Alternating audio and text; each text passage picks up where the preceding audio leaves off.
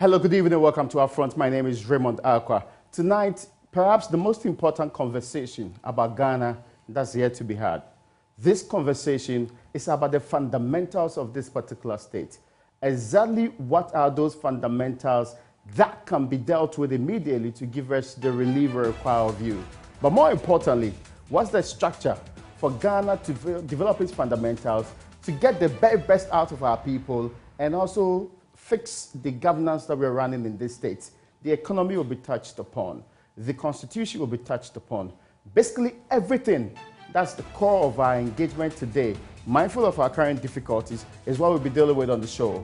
One man who has traversed every part of this country, having this conversation, seeking fundamental changes in this country, is my guest. My guest is Dr. Sakara Foster.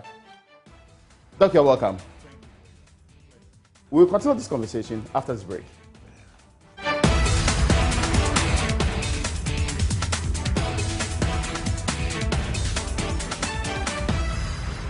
Raymond Akwa. This is UPfront, and on UPfront today, I did tell you that Dr. Sakara Foster is my guest. And yes, of course, he's the same man. He's the man who contested the election in 2012 on the ticket of the CPP.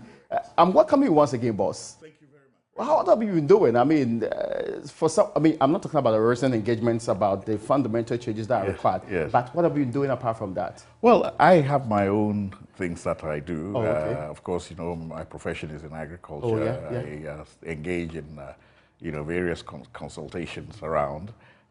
Just recently, I was in the Leadership Forum Summit in Kampala, contributing to that on how we can reorganize for agriculture to play a bigger part. Yes. Interesting. Yes. Now, there's an important question to all of this. Yeah. Today is the 24th of February. It rings bells, doesn't it? It does. This is the day in 1966 Yes. that the Osajifo Dr. Kwame Nkrumah was overthrown. Yes. What memories and nostalgia does this give you? Well, for me, of course, we're all children during that time, so the nostalgia is not so great. But growing up, what we realize are the missed opportunities. And this touches on one of the issues that we shall discuss. Countries in their formative stages go through various trials and tribulations, and coups are not the solution. Okay. If anything tells us anything important today, is that coups are not the solution. After all, people argue it was a one-party state. Yes. Tanzania was a one-party state. They never had a coup, and look at them now.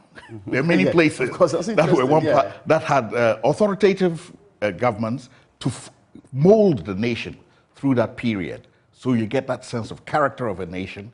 You like to harp on about Singapore, Malaysia, all those places, live there at that time and see where.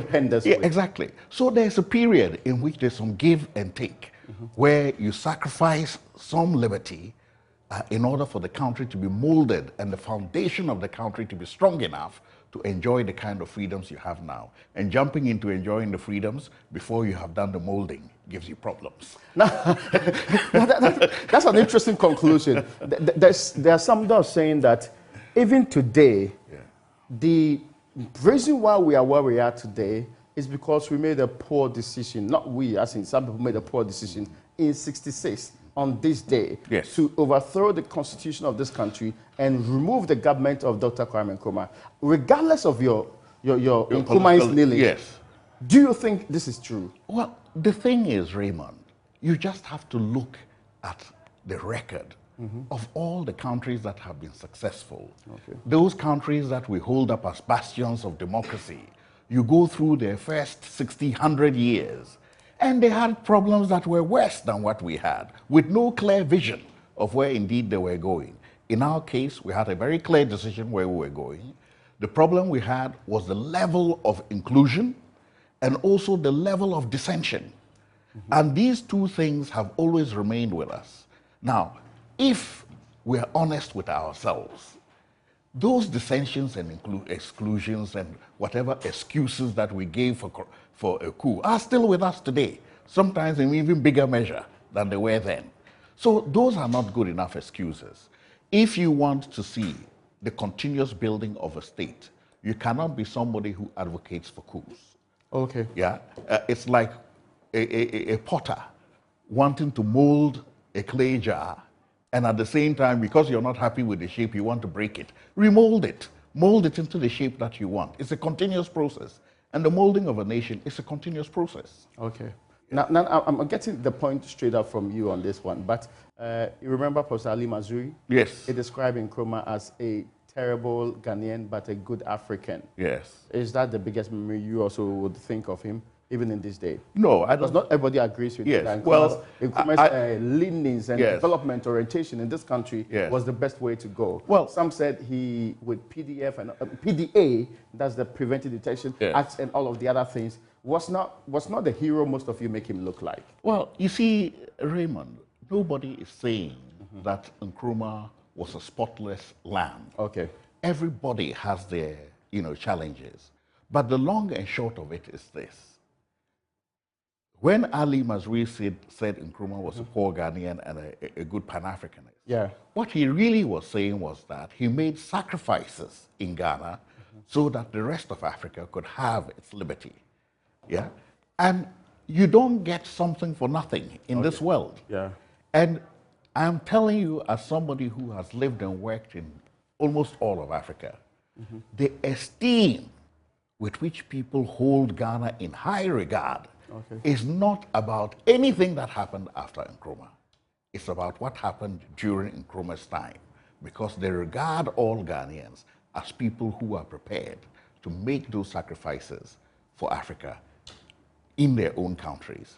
And you saw the number of teachers and doctors that were sent out to so many countries that were at the very nascent stage of development, and they were helping them along. We were not a rich country. We could not give money, but what we gave was people, and we gave of ourselves. And I can tell you this, there's nothing a human being can give to another person that is more valuable than himself. We'll be transitioning into the main conversation right now. But there's a question that is on the minds of many. If Nkrumah were to be here today, and I'm not talking about the Ghanaian situation today, if Nkrumah were to be here today, mindful of what's happening between Russia and Ukraine, what would be his position? Well, I think for a start, you talked about Pan-Africanism, the bloc that Nkrumah wanted to create. Yeah. That is what Russia has created. Okay. The West has also created its own. And it is time in this world we learn to live and let live. Okay. We all want to promote democracy. We all want to promote, more liberalism in society.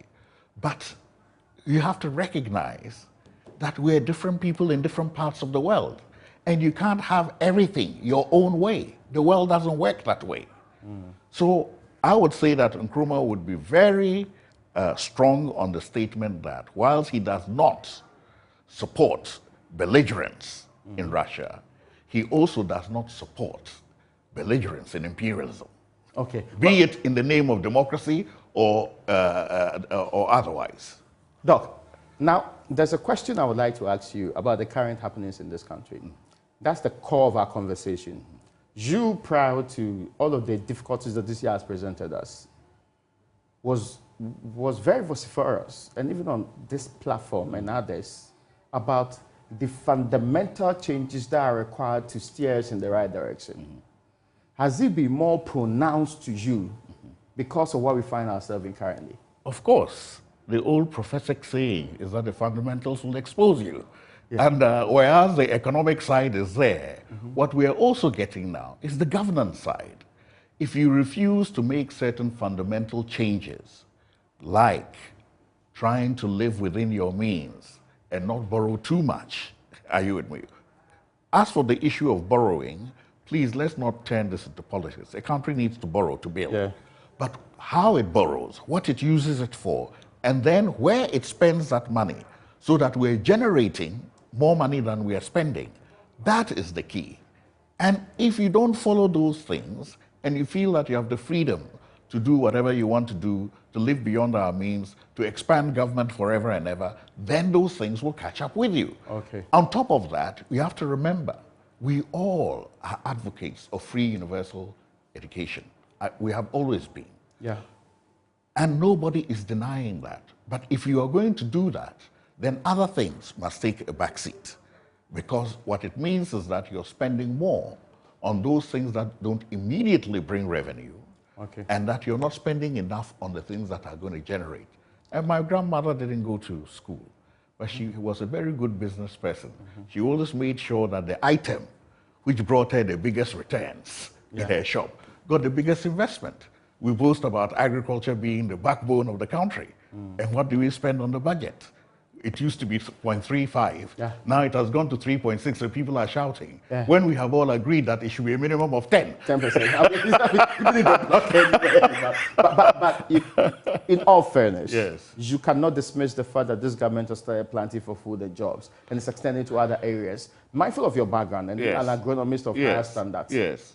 it's an area that shot up the agric side of our GDP to a very large extent. No, that look, gave us indication right from 2017 into 2019 until COVID did its thing with our 2022 economy. Look, I always like to be fair and balanced. Yeah. Because, you know, if you cry wolf all the time, when the wolf comes, nobody will believe you. Certainly. Our growth in agriculture was shocking, abysmal. Yeah. And from the period of 2016 onwards, we began to see that growth coming up because the budgetary allocations to it went up almost tenfold. Yeah. Are you with me? Yeah. In addition to that, some of the other expenditures you couldn't see. So that part of it and the focus, in other words, you have a focus program and you're implementing it. Fine. The problem comes when you want to load everything on top of that. Are you with me? Yeah. And not only are we planning for food and jobs, we're rearing for this and jobs and doing that. And what you do is you dilute that impact. And then you create complications for yourself over time. On top of that, what we have to remember is that our agriculture is a value chain. You know, you have the production, the processing, and the value addition. And we have been weak in the value addition. So you would preferentially spend more there so that it creates a bigger demand pool and gets you more income as you add more value.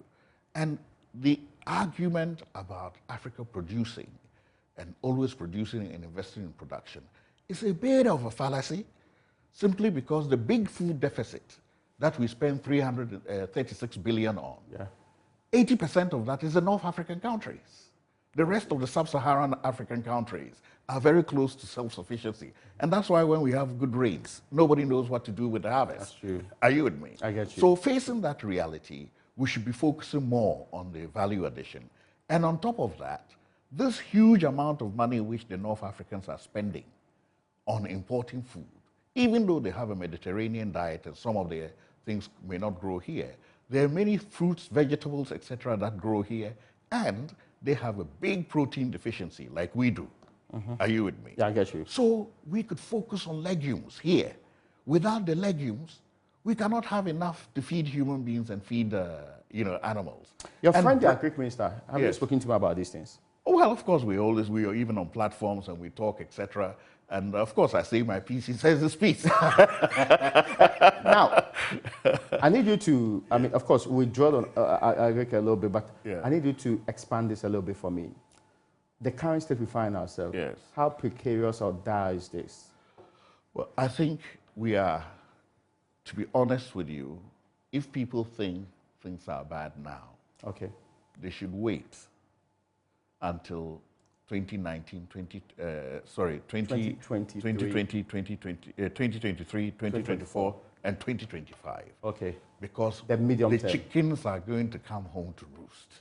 How The kind of payments that we will have to make, I'll be surprised if we don't default on some of them. interest payments? Yes, of course, on our loans. Oh, I see. And that is going to mean that the money is sucked up from other areas. Already we are groaning under the weight, of taxation. Government's complaining. People are exhausted from taxation. And yet, if we don't find more better ways of taxing people to raise the revenue, which we cannot borrow now, we shall be in deep trouble. So these are the reasons why we are saying that we need to fundamentally reassess the size of our government and whether we can keep spending to maintain this paraphernalia of a state. I'll come to that point in the point. Yes. Immediately, you have drawn a link between our current difficulties and the governance structure we are running. Indeed. Really, there? Absolutely. There is. Absolutely. The fact, How so? No, the fact of... Are there no more extrinsic and external, like No. what's happening, what do you call it, No. with COVID? What's happening No. with Ukraine and Russia affecting No. our No. oil and crude prices? Are there no the factors external to Ghanaian control that are pushing us in the third corner? No, absolutely not. You don't think so? The fact of the matter is that the size of our government relative to our income being a problem did not start today. Yeah. It has just been expanded beyond what the country can bear. But it has always been there, in the sense that when you look at the size of our revenues compared to some Asian countries, their expenditures are very modest. Okay. Their state paraphernalia is very minimal. You know, people can ride bicycles to work. They don't need V8, you know? I mean, that is just an example. Professors have small flats. They don't need huge bungalows. All of those things. And one of the problems we've had is simply that when the colonials walked out of these big bungalows and left their vehicles, and Africans moved in, it became our sense of who we are and our value. New level of aristocracy. Yes. You see, and we don't, those things don't define us. You know, we can define who we are without those material possessions. And I think we need to rethink about those things seriously in the kind of governance structure we have, the weight of it on the economy. And this is not a partisan thing. It's something we must all get together.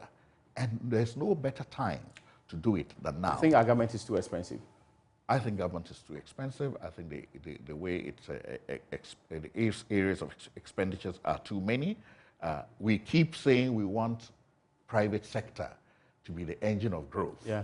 But government is so much bigger than private sector. When will private sector become so much bigger than government that nobody is concerned about going into public office? They're happy where they are. I see. You know? That's an interesting point. The big spenders are in government. Yes. The big ticket expenditures are in government. Absolutely. All the big opportunities, business opportunities are, if you're not close to government, you will not smell it. It's also an interesting point, though. There's, however, the point people have made that what powers of the president, the power to do what we do, the limits to which we can recruit those into government, and the political apparatchiks around us are all fundamentally sourced from our constitution. Yes, but erroneously so. What business has the president got appointing the CEO of a parastatal? Why not? Why don't you advertise it so you get the most competent people? If the place collapses, one day accuse government of not delivering on its mandate. No, that is not the issue. The fundamental job of that state enterprise is to make money and be profitable. And the decisions that you must make must be contingent on that. In the last 3 years, they've been making huge losses. Yeah, well, not all of them. It yeah, will of course, not be fair, but generally speaking. But altogether. Yes, altogether, it's not really nice. You know, so what we're saying is that you must first get the people who are competent, advertise it, have an independent body. It's not a matter of rewarding people who have helped you into power with positions. And you and I know that, by and large, that is what it has become. Those are some of the fundamental issues we should revise. Occasionally, is not a recruitment principle. Absolutely not. Occasionally, you get somebody who's very good. And, you know, when you start criticizing, you must also compliment. Yeah. I mean, look at the Greater Accra, you know, regional minister doing an excellent job. This circle here. But the question has been that if he had fixed institutions, he should not the minister be working around asking people to clean up. When you're in a desperate situation, it requires desperate measures. Okay, I get your point. Yes. You and me. And he's doing a very good job. He's leading from the front. Yes, he's leading from the front. He's on the field, boots on the ground. And those are the kind of things which somebody, to do that, they must have the confidence. And they must also know exactly what they're doing. But if they don't have that to start off with, no matter how much power you give him in his hand, he can't use it. Yeah. Now, because we mentioned the Constitution, yes. I'll be coming to some more detail on that. There's a question on my heart, though. You are talking about ostentatious governance and all of that. How many ministers will just be enough for Ghana? No, I think, you see, it's not really a matter of ministers alone. Yeah. Of course, the other don't forget that officers the colonials ruled this country with about 37 DCEs, district commissioners. Yeah. And at that time, if you killed a chicken in a village, the district commissioner will know about. We'll get to know, yeah. Are you with me? Yeah. And they more or less left the country with a profit. Yeah. Of course, they didn't have the onerous task of building and developing the nation. They were just raping the nation. Plus, we are about 6 million independent. Well, everything is relative. Anyway, yeah. The desperation is now more relative to them. Yes, so that's true too. You know, but what I'm trying to say is that it's not just the numbers. Of course, numbers are important. It is the architecture of governance, and also, and I'll explain what I mean by that, and also, you know, the kind of excessive expenditures that you have and accoutrements just because of a position. A position doesn't define who you are. You don't have to be having all those things to feel, you know, you're an authority. Yeah. You can do the job with less. Okay. So we need to trim back on some of those things and come to the essentials, you know, and then look at the numbers, then look at the architecture. We have said that, look, the idea of decentralization is good, and you have to give credit where it's due. Our good friend Kwamna Ahoy pushed this. But it went beyond the point where it was fruitful, right, where we now have 216 districts, some of which are not really viable because they're too small. Also, nothing was... That's greater representation. Yes. Governance to the lowest level. That is not a bad thing. That is a good thing. But bringing governments closer to the people. Yes, but then you have to have the capacity to manage local governance as well. Okay. And on a scale that brings returns to investment, and that is more or less independent of central government. If you are there and you keep waiting on government subvention to do anything, then what is the point of being decentralized? You're not independent. Are you with me? So what we're saying is that, look, we've seen where this has gone now. 30 years is a long time. Yeah. We get ideas, we get new ideas of how to do things. What I am, anxious about is that we should not be afraid to try things to make them better. Fine, let us look at the possibility of taking this local government back to the regional level. Maybe have about 30 regions, are you with me? And within those regions, you have your, what we will now call new districts, but bigger districts, which will be greater economy of scale. They will be the hubs where the professionals who can manage local government can live. They'll be comfortable with their families. They're not going to run away from there. Nobody's going to run away from Kumasi or Takoradi or any of those provincial towns. Okay. Yeah. And then you have a critical mass of them to be able to plan and execute. And then you have the budget over tax collection base to be able to run some local government with some input from government. And then you can have equalization grants. Those who are far behind get a bigger amount than those who are already ahead. And those regions which have bigger population get a bigger amount than those who have smaller population and so on. So you can balance it.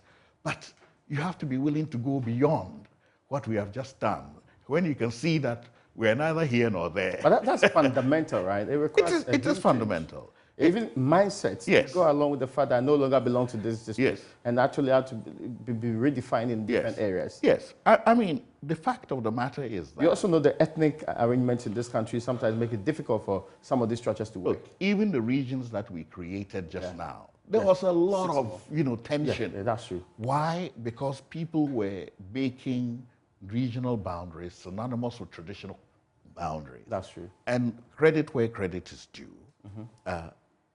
We managed to do it without any particular traditional authority having everything its own way. Yeah. There was a bit of give and take along the way.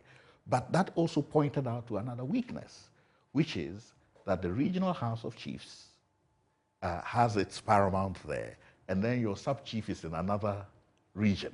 So we have to redefine that one as well, so that wherever your so-called paramount is, you go there, whether you're living in this region or that region.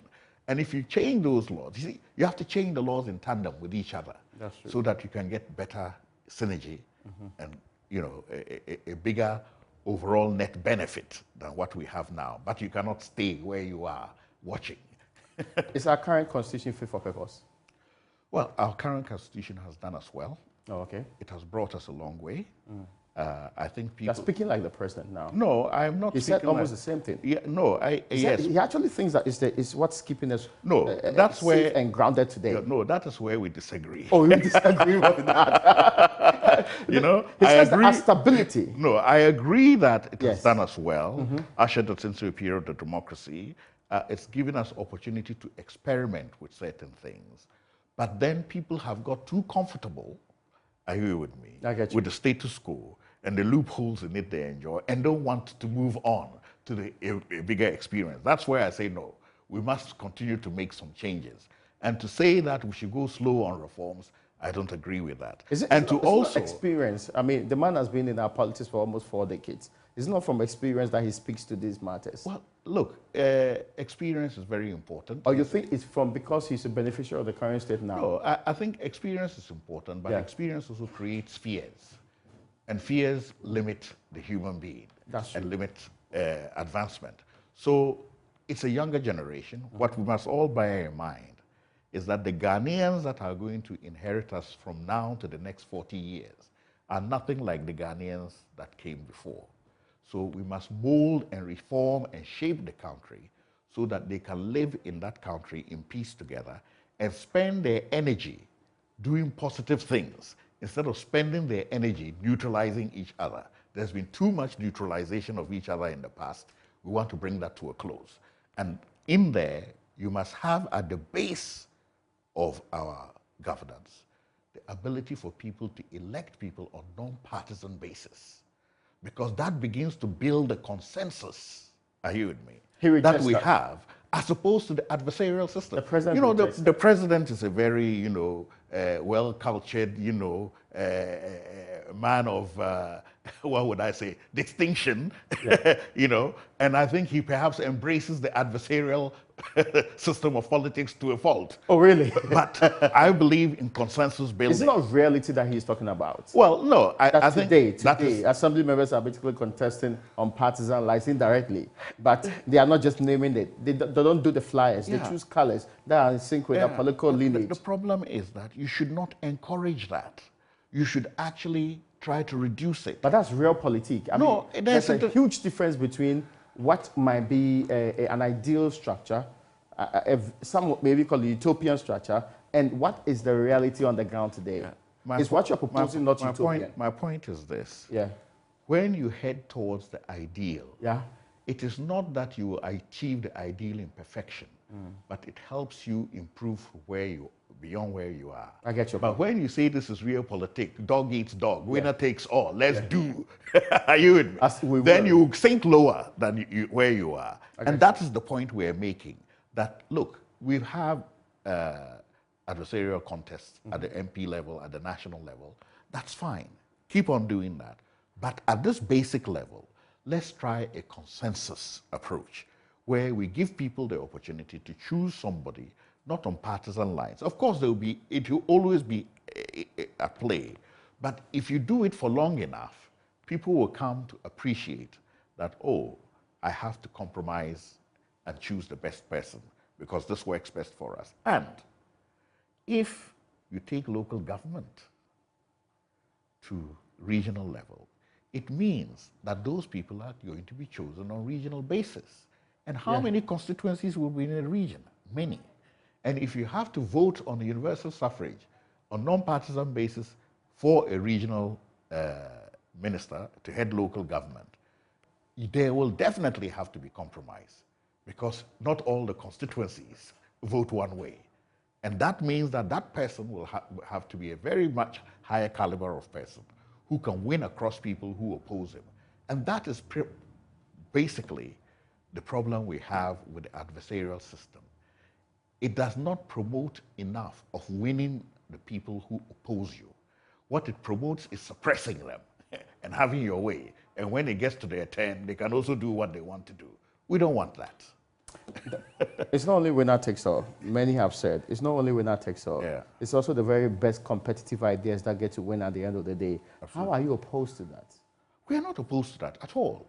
And indeed, if you go to the Constitutional Review Commission, after the huge numbers of consultations they made with all that money, all that time, the decision was not to contest local government leadership based on partisan basis. It was specifically to contest it on non-partisan basis. So why are people fighting against it? When did it suddenly change? That's interesting. Where is there consultative data to support that, either from emanating from within their political parties? Well, now, I'm actually getting your point. I couldn't have what they have said. Yes. Is what I was telling you. Yes. No, no. Yes, Yes. the argument is Yes. the basis for which I'm actually Yes. asking you the question. Yes. Because to them, it's almost like we are being hypocritical. No. When the reality is on the ground and we are hiding it. No, it's not that. The issue is this. Why has this worked? Where has a non-partisan local level engagement You just go worked? and Google voting for local government on non-partisan basis. There's a whole table of places, and some of the places you even be surprised. States in Texas vote on states in the US vote on non-partisan basis. There are many places where local government leaders vote on non-partisan basis. Okay. You know, so it is not, and even But sometimes has it in the yielded same. results? I mean, of course, they can do it, but I'm asking, where has it yielded the results we want? No, but where has it been the catalyst for development, for proper democracy, for proper engagement, for participatory democracy? The very ideals that we all want to Yes, see in our country. yes. Where has it happened with evidence? I can tell you that it has happened in many more places with evidence than without. Okay. And in addition to that, what it does do is promote that sense of compromise, Okay. narrow that sense of division along partisan lines. And if you want to say, where is the evidence that partisanship has divided a country, Ghana? Ghana is the evidence of it. Of course it is. How is it possible? I thought we are a robust democracy with differences. That does but we not still mean that develop. we're not highly polarized and we're not highly divided. Are we highly polarized? Even the president has said that to my hearing. Really? Oh, yes. We are. I mean, no, so many political people, you ask them, they will tell you that we're highly polarized. What's the evidence of that? Where is it shown? Well, you want me to refer to your parliament? But some say this is the ideal democratic structure. A parliament that is demanding accountability. A parliament that's not a rubber stamp. A parliament that has for a very long time been accused of not being a robust check on the executive. A parliament that has not lived up to the ideals of Baron de Montesquieu. Well, is this not this parliament that we asked for? Well, to be honest with you, Yes. when the election results came, I was ecstatic. Yeah. You know, and people asked me, why are you so happy? I said, oh, because we're going to have a hung parliament. And that is going to mean check systems will begin to function. Initially, people ravished it and said, oh, you know, no, look at the way the review of ministers, etc. is going. Oh, it's going to be business as usual. Okay. But the fact of the matter is, the chickens came home to roost. Issues came where people had to take a stand on what they believed in. Now, whether it is right or wrong, it's another matter. Okay. But the fact of the matter is that for the first time, you saw that they took a stance. Now, how it was done is I don't endorse that. But we'll deal with parliament. Yes. We'll deal with that a little bit Yes. because you've been telling us how best we can fix local governance in this country. Yeah. You also briefly touched on the executive numbers and the not profligacy necessarily, the expenditure at the top. We'll be dealing with a lot more of the reforms that are required and which areas we can, if not do away with, tweak in the way that would make our system more robust, and what processes we have to use to get all of this done after this brief break. thank you.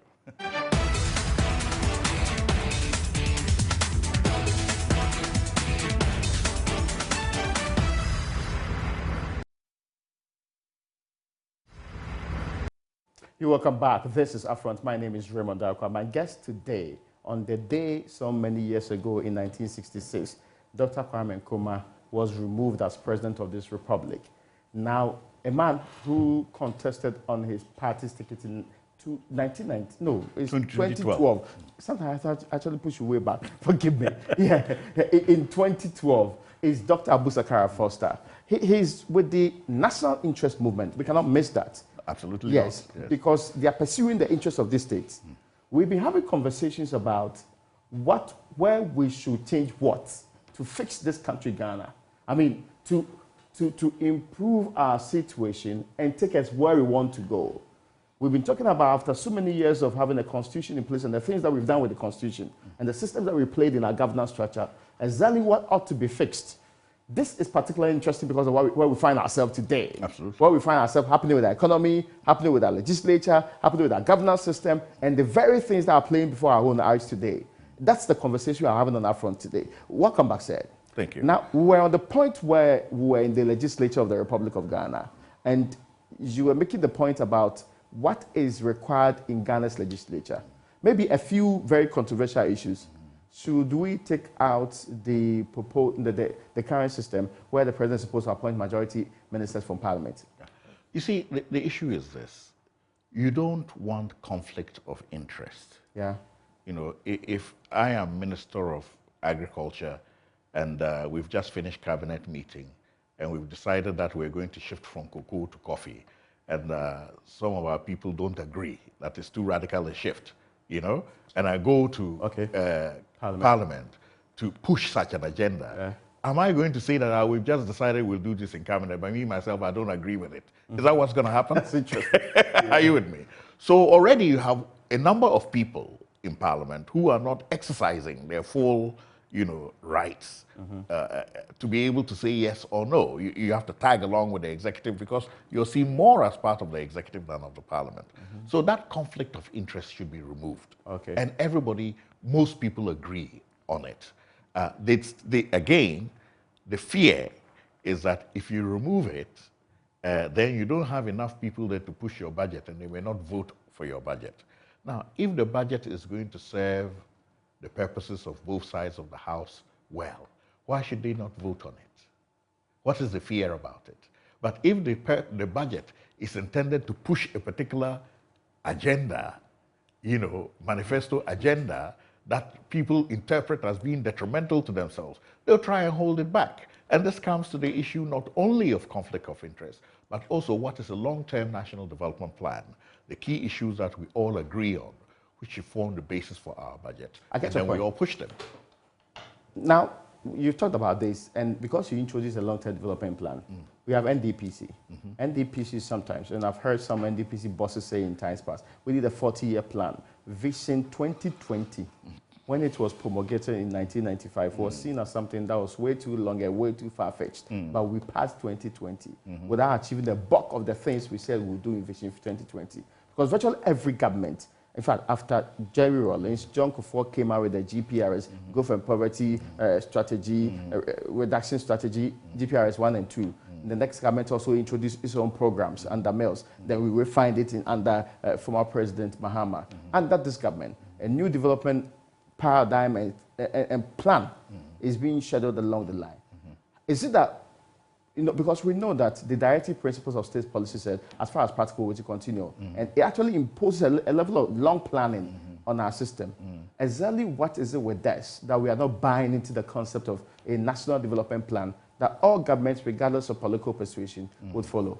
Well, I think, again, we've drunk too much from the pot of adversarial politics and the attendant manifestos that go with them to win power, and therefore push that agenda more than the national long-term development agenda. Okay.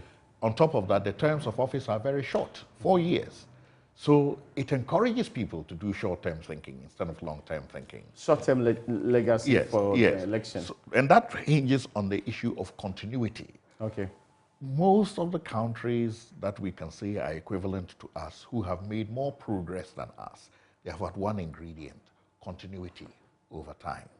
If you're on a journey and then you walk 5 miles, then you come back home, oh, I forgot to take my hat. Then you walk another 5 miles, 7 miles, you come back, oh, I want to go to my friend's house, stop for a drink. You will not make as much progress as if you're focused and you pursue certain things. The other thing is this. You see, development, there are some issues that form a foundation, some issues that form a middle, and some issues that form the cone, the roof. If you mix those things up at the wrong stage, you will not get the pyramid, and therefore you will not get the shape of progress going forward. So we have to be determined in our minds to say that, look, let's have a long-term development plan and do it together. After all, we're a developing country. The fundamental things that we need to do don't change very much. You take all the manifestos. Who says I'm not going to build a hospital? Who has said I won't build a road? Who has said I won't, have more schools. You know, all of It those. runs through all. It runs through all. The issue is that, is it coming in a coherent way that we are building on top of what we have and moving forward? Or are we dropping this one and moving on to this one? How many, discontinued projects? How many, judgment debts do we have? All of these are symptoms of the fact that you don't have that continuity in a long-term plan. We don't have the long-term plan. And can we ever get political parties with different political ideologies to plan the same way? Well, again, beyond these projects you talked about. Yes. But I mean, not even ideologies generally. Yes. With different political plans. Of course.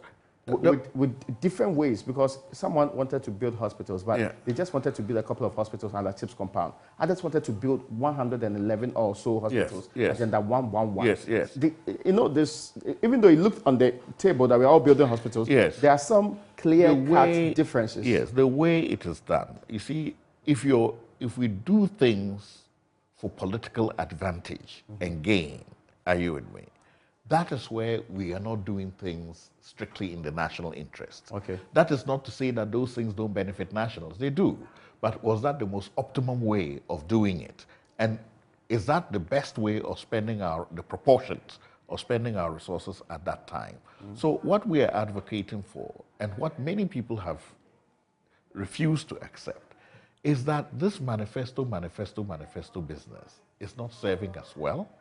We need to go sit back and together plan a long-term national development plan. And credit where credit is due. You see, many people... Immediately you said we should go sit together. It reminded me of Senchi. Yeah, not even before Senchi. Yeah. Many people don't recognize that under the leadership of Nimoy Thompson, in the National Development Planning Commission, a 40-year development plan was developed. Yeah. And it was promptly... It was kicked out, I mean, even before it began. Yes. It was opposed by the likes of Yao Safuma right before it began. They felt it would be incongruous for you to plan for my future when we have differences in how we are going to go there. No, but the point here is that we're not planning for your future. We're planning for our future. Okay. Okay? And because of that, certain things that we agree must continue. You cannot keep chopping and changing and chopping and changing as we go along. Yeah. And the evidence is there for us to see. How many vehicles are left in bushes? How many, housing units are left somewhere? How many roads are left uncontinued? All because we want to be able to say we did this. On our Facebook stream, yes, there's a question that brought some thought to mind. Yes. The question was about how would development plan ever fix the current economy anyway? No, how would they help us out of our current conundrum? First of all, yes, what that long-term development plan, you would ask some very hard questions and get some hard answers. Okay. Where are you investing your money, most of your money? Are you investing it in areas of growth to generate more than you plan to spend? Or are you investing it on, prestige projects that are going to, win you an election, but not necessarily prosper the country in the long term? So those kinds of questions need to be asked. The second part of it is that we need to also decide the kind of architecture we want for governance that will be most efficient for us, and also the kind of architecture we want for our economy that will bring... There's a question that I don't know if it's controversial. Yeah. Whether or not we would have to decide whether it is this democracy or any form of democracy or even democracy at all that we want. Well, it's something that we should decide. We have this, and if you see our leaflets, the first thing that we say is that we have to redefine our democracy. Okay. If we redefine our democracy for ourselves, instead of wearing the adversarial coat of democracy where the left hand is fighting the right hand all the time, that is happening in Parliament. Yes, we will be able to get consensual governance, and that will do us good no end compared to what we have now. It will also mean that we're using all our resources, not just part of it. Imagine if you decided that you use your left hand only for 1 week and then your right hand the next week. You don't want to use them together. How would your life be that week? Why don't you use both? Because you have to informing this decision to be misusing or underutilizing resources. Yes, and that's because of attribution. You know, your left hand doesn't want to say that, oh, he helped me pick up the laptop. You're talking about the NPP and NDC I'm talking about our the polarization of our politics, and also the fact that, you know, we seem to have this idea in mind that one group of people should do all that they want to do, then leave, and another group of people should come and do all that they want to do. That cannot be. Both groups of people must work on doing what is good for all of us and using all of us. How should this change? Well, I think it begins, as I told you, at the grassroots level. Let's start with non-partisan election of DCEs. Try that and see how it works. It was on the table, was taken off the table. Do you think it should come back? Well, I believe it should come back, and definitely, as I said in my statement, we are going to advocate for this very strongly, and we will continue to fight. We will never give up on that, because we believe that is where the real reformation of our democracy is it realistic? Because it doesn't look like this government believes in that. Well, it doesn't matter whether they do or not. There are many things that we have differences of opinion on. But the question is, how passionately do you believe what you want is going to be the right thing for all of us? And I think over time, those people who believe it hard enough will prevail. And in any case, we already have the majority on our side. What we are having now is just recalcitrance. That's interesting to note. I mean, there's also another point, though. You are talking about how we should do this. I was asking about when should we make the major changes immediately? Oh, I think we need to make the major changes right now. Right now. We believe that that would be drastic, huh? We should have had a referendum, or we must have a referendum in 2022. Okay. And that referendum must touch on those very fundamental things of election of local government on non-partisan basis. We must agree to that long-term national development plan. Then we must also look at how we remove the conflict of interest in Parliament. Okay. And also support more strongly the performance of independent constitutional bodies so that they work really independently with minimal influence from other sectors. If we do those things that help us, those things to work better, together they begin changing the paradigm. Rome was not built in a day, and we'll begin to see very good results coming out. We also know that we cannot swallow all the changes all at once, but begin with the fundamental ones, the ones that will have a pervasive effect in the society.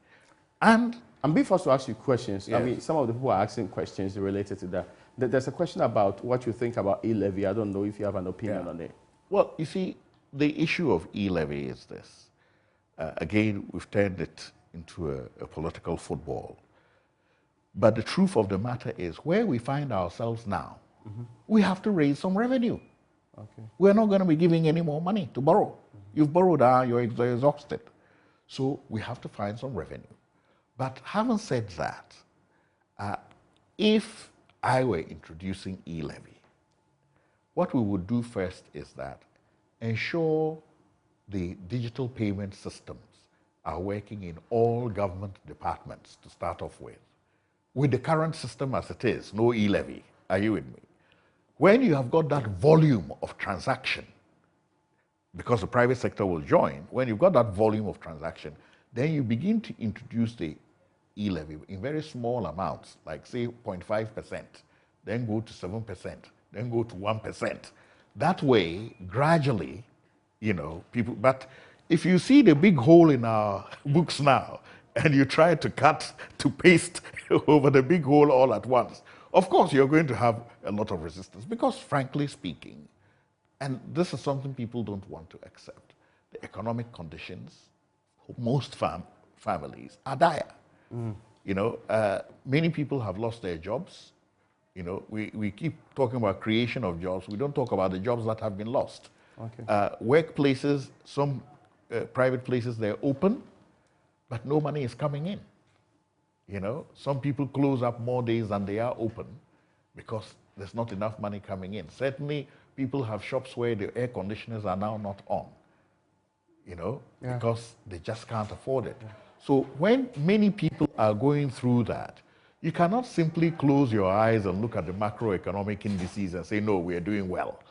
Are you with me? It's how people are feeling that determines whether they're doing well or they're not doing well. Finally, and I'm leaving off on this particular note because we have just 30 seconds to go. If we do not do this much needed change and changes in the reforms that are supposed to be done, what will happen? Well, I think playing ostrich is going to get us what the ostrich gets. Because finally, things will catch up with us. And the reason we have been pushing these reforms is not because we are some radical rebels. It's because we want to avert those drastic situations that we see in the future so that we'll be better prepared to face them. And even if we do the reforms, it does not mean that those are going to give us immediate solutions, but it puts us in a better position to work through those difficult problems and make sure that the next generation have a better time. I'm hoping to hear from government on this particular matter in the nearest future. But before then, we should do more conversations like this.